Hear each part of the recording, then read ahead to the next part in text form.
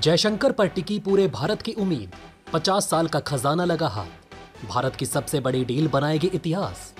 दोस्तों, भारत इजिप्ट के साथ अपने द्विपक्षीय संबंध और रक्षा क्षेत्र में साझेदारी को बढ़ाने के लिए काफी बड़ा कदम लेने वाला है, जिसके तहत भारतीय विदेश मंत्री डॉक्टर एस जयशंकर पहली बार इजिप्ट का दौरा करेंगे और इस दौरान भारत और इजिप्ट के बीच में 100 तेजस फाइटर जेट की डील को लेकर बातचीत होगी।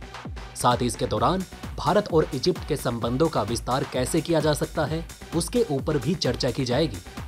दरअसल दोस्तों, हाल ही में इजिप्ट ने अपनी वायुसेना की जरूरतों को पूरा करने के लिए भारत की तरफ देखा और भारत के साथ बातचीत शुरू की ताकि हमारे स्वदेशी तेजस फाइटर विमान की खरीद को लेकर बातचीत की जा सके। भारत ने भी इजिप्ट को काफी सक्रियता से और उत्साह के साथ जवाब दिया और दोनों देशों के बीच में तेजस फाइटर जेट को लेकर बातचीत तेज हो चुकी है। दोस्तों, इजिप्ट तेजस फाइटर विमान की क्षमता और काबिलियत पर काफी ज्यादा भरोसा करता है और इसलिए इजिप्ट ने भारत से लगभग 100 की संख्या में तेजस फाइटर विमान खरीदने की बात की।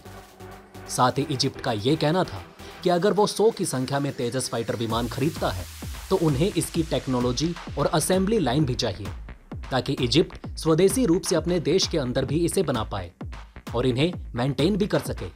भारत भी इजिप्ट की इस डिमांड को मान चुका है और इजिप्ट के साथ तेजस फाइटर जेट की डील को लेकर काफी सकारात्मक है। ऐसे में दोनों देशों के बीच में बातचीत अब काफी तेजी से हो रही है। भारतीय विदेश मंत्री का इजिप्ट दौरा इस बात की तरफ इशारा करता है कि भारत और इजिप्ट एक दूसरे के साथ अपने डिप्लोमेटिक एंगेजमेंट बढ़ाना चाहते हैं ताकि जब भविष्य में दोनों देश तेजस फाइटर विमान और दूसरे उपकरणों को लेकर बड़े रक्षा समझौते करें तो दोनों देशों के बीच कोई परेशानी न आए। दोस्तों, इजिप्ट के साथ होने वाली तेजस फाइटर विमान की ये डील अभी तक भारत के इतिहास की सबसे बड़ी रक्षा डील होने वाली है। अगर भारत इसे सफलतापूर्वक करने में सक्षम हो जाता है तो इससे भारत की डोमेस्टिक डिफेंस मैन्युफैक्चरिंग इंडस्ट्री को काफी फायदा होगा। साथ ही इसके बाद भारत तेजस को विश्व के दूसरे देशों के द्वारा भी चुने जाने की संभावना कहीं ज्यादा बढ़ जाएगी। इसके अलावा इजिप्ट को तेजस विमान की असेंबली लाइन और टेक्नोलॉजी देने का एक और सबसे बड़ा फायदा ये होगा कि जब भारत को ऑर्डर मिलेंगे तो इजिप्ट के साथ मिलकर भारत इनका निर्यात भी कर सकता है। यानी कि भारत और इजिप्ट एक साथ मिलकर तेजस लड़ाकू विमानों को मैन्युफैक्चरिंग करेंगे, जिससे ज्यादा बड़ी संख्या में आने वाले ऑर्डर को तुरंत पूरा किया जा सकेगा। इसके अलावा LCA तेजस मलेशिया और अर्जेंटीना की वायुसेना में भी लगभग शामिल होने की कगार पर है और अगर इन दोनों देशों के साथ भारत सफलतापूर्वक तेजस की डील कर लेता है तो अंतर्राष्ट्रीय स्तर पर भारत का प्रभाव और ज्यादा बढ़ जाएगा। साथ ही भारत के तेजस में ऑस्ट्रेलिया और अमेरिका जैसे देशों की रुचि भारत की एक शक्तिशाली रक्षा निर्यातक देश के तौर पर उभरने में मदद करेगा। कुल मिलाकर देखा जाए तो मौजूदा समय में भारतीय विदेश मंत्री डॉक्टर एस जयशंकर का इजिप्ट दौरा भारत और इजिप्ट के द्विपक्षीय संबंधों को मजबूत करने में काफी अहम होगा। साथ ही इससे दोनों देश बहुत ही जल्दी रक्षा समझौते के ऊपर कोई बड़ा फैसला कर सकते हैं।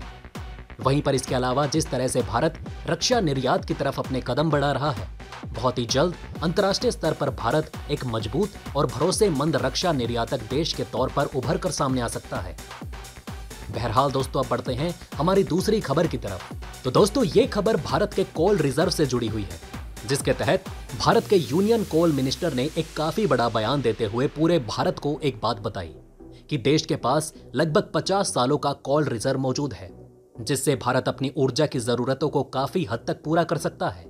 जबकि अभी भारत के पास लगभग 8 मिलियन टन कोयला स्टॉक में मौजूद है।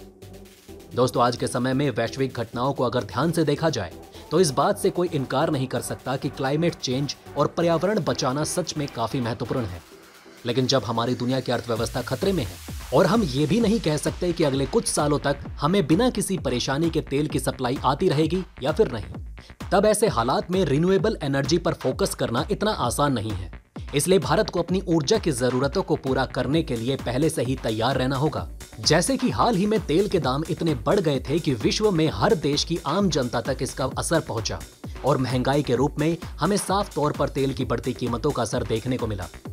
वहीं पर रूस यूक्रेन का युद्ध थमने का नाम नहीं ले रहा है। साथ ही सऊदी अरब और रूस ने एक साथ डील करके रोजाना तेल के प्रोडक्शन में 20 लाख बैरल कटौती कर दी है। ऐसे में आने वाले कुछ ही समय में तेल के दाम और ज्यादा बढ़ जाएंगे और तब भारत के लिए अपनी ऊर्जा की जरूरतों को सुनिश्चित करना सबसे अहम होगा।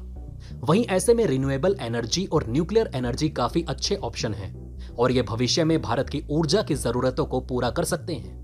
लेकिन मौजूदा समय में इस बात से कोई इनकार नहीं कर सकता कि कोयला ही सही मायने में हमारी ऊर्जा की जरूरतों को पूरा करता है। ऐसे में भारत के पास पर्याप्त मात्रा में कोयले का भंडार होना काफी राहत की खबर है। वैसे आपका इस खबर के बारे में क्या कहना है, हमें कमेंट कर अपनी राय जरूर बताएं। चलिए दोस्तों, अब बात करते हैं हमारी तीसरी खबर के बारे में। रूस और भारत की दोस्ती बेहद ही पुरानी और काफी गहरी है। रूस हमेशा से भारत के साथ खड़ा रहा और जब उसे जरूरत पड़ी तो इंडिया ने अपनी दोस्ती बखूबी से निभाई। रूस ने यूक्रेन पर जब हमला बोला तो पश्चिमी देश बौखला उठे और रूस पर कड़े से कड़े प्रतिबंध लगाकर उसे तोड़ने लगे। साथ ही पूरी दुनिया को भी चेतावनी दे दी कि रूस संग रिश्ता रखने वालों को वो बर्बाद कर देगा, लेकिन खुद तेल और गैस खरीदता रहा।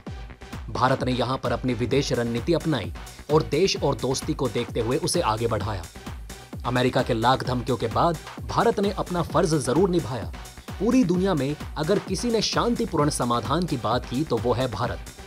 पीएम मोदी जब भी रूस और यूक्रेन को लेकर बोले, वो हमेशा ही इसे शांतिपूर्ण तरीके से हल करने की बात कहते हैं। आज रूसी राष्ट्रपति पुतिन ने खुद कहा है कि सिर्फ भारत ने ही शांतिपूर्ण समाधान की बात की।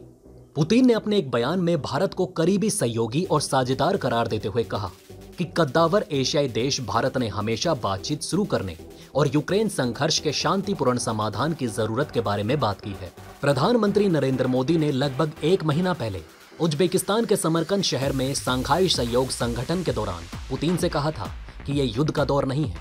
इसके बाद पुतिन का ये बयान आया। पुतिन ने कजाकिस्तान की राजधानी अस्ताना में प्रेस कॉन्फ्रेंस के दौरान ये बात कही, जहां वो पहले रूस मध्य एशिया सम्मेलन में हिस्सा लेने के लिए आए थे। वहीं रूस की सरकारी स्वामित्व वाली समाचार एजेंसी ताश के मुताबिक पुतिन ने यूक्रेन से बातचीत के बारे में भारत की संभावित मध्यस्थता के बारे में बात करते हुए कहा कि नई दिल्ली ने हमेशा बातचीत कायम करने और यूक्रेन संघर्ष के शांतिपूर्ण समाधान की जरूरत के बारे में बात की है। पुतिन ने जोर देकर कहा कि हम उनका रुख जानते हैं, ये हमारे करीबी सहयोगी और साझेदार हैं और इनके रुख का सम्मान करते हैं। इसके साथ ही पुतिन ने यह भी कहा कि यूक्रेन को नष्ट करने का कोई इरादा नहीं। अब रूसी सेना को यूक्रेनी सैन्य बुनियादी ढांचे के खिलाफ हमले की कोई जरूरत नहीं। उन्होंने कहा कि जहां तक मुझे पता है, यूक्रेनी सेना के 29 सैन्य ठिकानों में से 7 रूसी रक्षा मंत्रालय की योजना के मुताबिक हिट नहीं हुए थे, लेकिन अब इन ठिकानों को धीरे धीरे नष्ट किया जा रहा है।